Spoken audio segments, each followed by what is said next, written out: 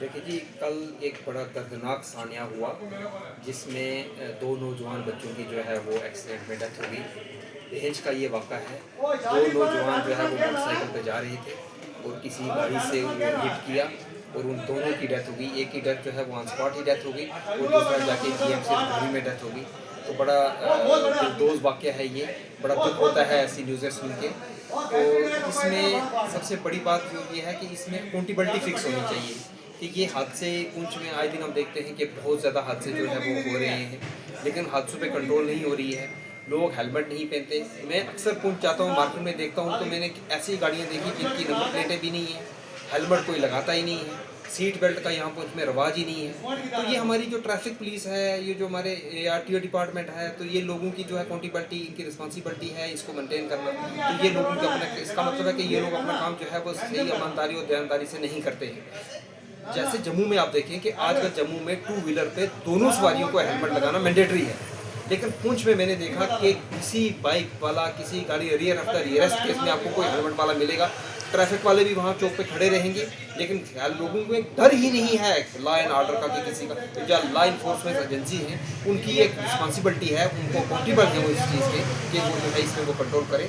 और मेरी आपके चैनल के थ्रू वालिदैन से ये गुजारिश है कि खुदारा अपने बच्चों को जो है, कम से बच्चों को, नाउम्र बच्चों को गाड़ियाँ चलाने की इजाज़त ना दें और बच्चों को ये समझाएं। अगर ट्रैफिक पुलिस या पुलिस तो अपना काम चलो वो करती है या नहीं करती है वो एक अलग बात है, लेकिन वालिदैन से अब जिस बाप के दोनों बच्चे जो है वो हादसा का शिकार हो गए तो उसकी सारी दुनिया ही ख़त्म हो गई। तो इसमें वालिदैन से भी ये कहूँगा कि अपने बच्चों को खुदारा उनको ये आप पहले बोलें कि आराम से गाड़ियाँ चलाएँ, स्पीड में ना चलें, हेलमेट पहने, ट्रैफिक रूल की पूरी जो है वो वही करें, उनको ट्रैफिक रूल को माने ताकि ये हादसे कम हो सके।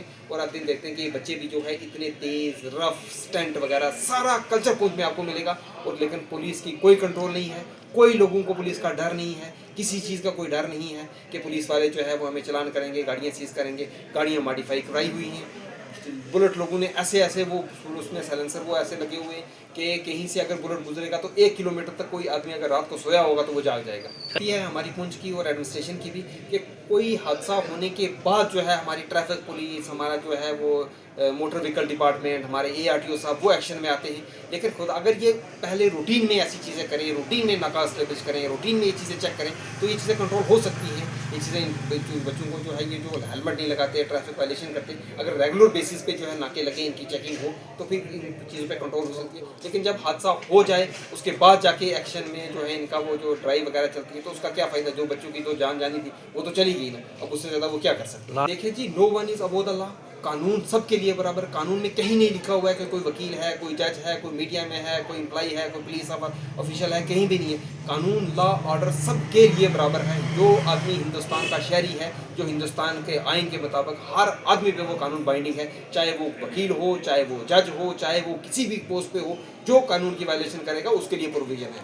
तो ट्रैफिक पुलिस वालों को भी इस देश में किसी को नहीं बख्शना चाहिए, चाहे कोई मीडिया में है, कोई किसी में है, जो वायलेशन करेगा उसके खिलाफ एक्शन होना चाहिए। और ताकि उसके खिलाफ एक्शन होगा तो बाकी लोगों को पता चले भाई इसके खिलाफ एक्शन हुआ, उससे एक डिटरेंट पैदा होगा। जैसे वैसे भी हमारे जो पेनल लॉज है वो डिटरेंट इन नेचर से, तो उससे एक डिटरेंट, एक डर पैदा होगा कि यार तो पुलिस वालों ने उसको नहीं बख्शा तो दूसरे उसको देख के समझ कि यार कल हमें गलती करेंगे तो हमें भी नहीं बख्शा जाएगा। तो इस ये एक मिसाल बननी चाहिए हर एक के खिलाफ जो वायलेशन, ट्रैफिक वायलेशन करे उसके खिलाफ कार्रवाई। कहना चाहता हूँ कि यहाँ पे कुछ में एक बहुत बड़ा रवाज है वो रॉन्ग पार्किंग का है।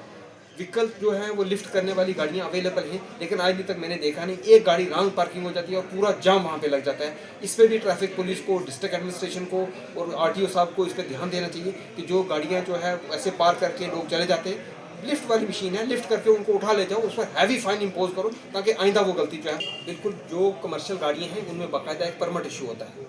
तो मुझे समझ नहीं आती कि ट्रैफिक पुलिस वालों को क्या परेशानी है कि जिस गाड़ी का परमिट नहीं है, जो गाड़ी इलीगली जो है वो पर्सनल गाड़ी जो है कमर्शियल यूज़ के करें, तो उसके लिए तो कानून भी बड़ा सख्त है। तो पुलिस के पास अख्तियार हैं, वो कार्रवाई करें, सीज करें ऐसी गाड़ियों को। अगर एक गाड़ी इको में, जैसे आपने बताया इको गाड़ी में 10-15 लोग बच्चे वो ले जाते हैं, उनके पास परमिट नहीं है, वो गाड़ी कमर्शियल नहीं है, तो उसके खिलाफ तो कानून है, वो पुलिस वाले कार्रवाई कर सकते हैं। जैसे आपने ट्रैफिक जामिंग की कहा, तो ये स्टार होटल से लेके बस स्टैंड तक या ऊपर हॉस्पिटल तक रोड साइड में यहाँ बहुत ज़्यादा रहता है। और वजह ये है ट्रैफिक जामिंग की कि रॉन्ग पार्किंग, गाड़ियाँ लगी होती हैं बीच में और एक गाड़ी ड्राइवर की गलती की वजह से पीछे जाम लग जाता है और उससे फिर हादसों का भी शिकार होता है और लोगों को जो है वो बड़ी इनकन्वीनियंस होती है। तो डिस्ट्रिक्ट एडमिनिस्ट्रेशन से, स्पेशली जो है वो ट्रैफिक पुलिस से मैं आपके चैनल के थ्रू मैं उसको ये कहना चाहता हूँ कि इस पे जो है वो थोड़ी सी कंट्रोल करें। जितनी गाड़ियाँ रॉन्ग पार्किंग होती हैं उनको सजा, उनको जो है वो लिफ्ट की जाए और उन पर हैवी फाइन इम्पोज किया जाए, ताकि आइंदा कोई गलती है वो ना करें।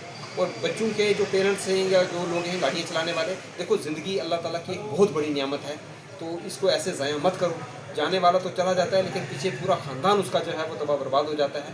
तो इसलिए खुदारा हर आदमी जो है पुलिस पे ना रहे, अपने हिसाब से ट्रैफिक के रूल की वायलेशन ना करे, आराम से गाड़ियाँ चलाएं। 10-15 मिनट जल्दी में कुछ नहीं होता है, लेकिन एक बार हादसा हो जाए, जान चल जाए तो ज़िंदगी वापस आने वाली नहीं है। तो अपने बच्चों को, मैंने देखा कि छोटे छोटे बच्चे जो है वो गाड़ियाँ चलाते हैं, या छोटे छोटे बच्चे जो है उनको वो मोटरसाइकिल गाड़ियाँ दे देते हैं माँ बाप, तो ये बहुत बड़ी गलती करते हैं वो माँ बाप। ये उनका प्यार नहीं, ये उनके साथ उनकी दुश्मनी है। तो खुदारा अपने बच्चों पर कंट्रोल करें, बच्चों को जो है वो गाड़ियाँ ना दें, और जो गाड़ियाँ चलाने वाले लोग हैं रूटीन में काम करें, वो भी एहतियात से जाएँ, आराम से जाएँ, ताकि खुद भी महफूज रहें और दूसरों को भी महफूज करें।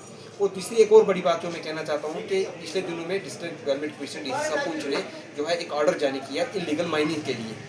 मैं जगवार से जब भी पुल क्रॉस करके ऊपर वाला या नीचे वाला आता हूँ, तो मैं देखता हूँ कि सुबह और शाम 200-300 गाड़ियाँ जो है इस बतार नाले में जो है वो इलीगल माइनिंग करती होती है। कोई पुलिस वाला, कोई ट्रैफिक वाला, कोई उनको एडमिनिस्ट्रेशन वाला, कोई डर नहीं है। सुबह शाम वो जाते हैं, गाड़ियाँ वहाँ निकालते हैं, और फिर जब दरिया होता है, बारिश आती है, तो वही जो है वो सैलाब का और जब वो बारिश बनती है। तो जब डीसी साहब का एक ऑर्डर है, तो उस ऑर्डर की इंप्लीमेंट होनी चाहिए, लेटर एंड स्पिरिट इंप्लीमेंट होनी चाहिए, और जितनी भी ये इलीगल माइनिंग हो रही है, इन ट्राली वालों के खिलाफ सख्त से सख्त कार्रवाई करनी चाहिए। सर, चंडक से लेके सुरंगपुर तक इलीगल माइनिंग जैसे जलास, माल्टी, दुगार, धड़ल्ले से प्रशासन की तरफ से एक नोटिस जारी किया गया, लेकिन प्रशासन की नोटिस की धज्जियां उड़ाई जा रही हैं, क्या कुछ कहना चाहेंगे? सर बिल्कुल, इसमें मैं पिछले दिन में पढ़ रहा था, डीएम साहब ने बाकायदा एक ऑर्डर जारी किया है, जिसमें भी इस पर बिल्कुल टोटली जो है वो इलीगल माइनिंग को जो है वो बैन किया गया। लेकिन उसके बावजूद आप देखो, चलास में देखो, दगवार में देखो, वहाँ देखो, हर जगह देखो, तो बिल्कुल धड़ल्ले से इलीगल माइनिंग हो रही है। और जो लोग इतने बेडर नाडर हो चुके हैं कि इनको किसी का डर नहीं है।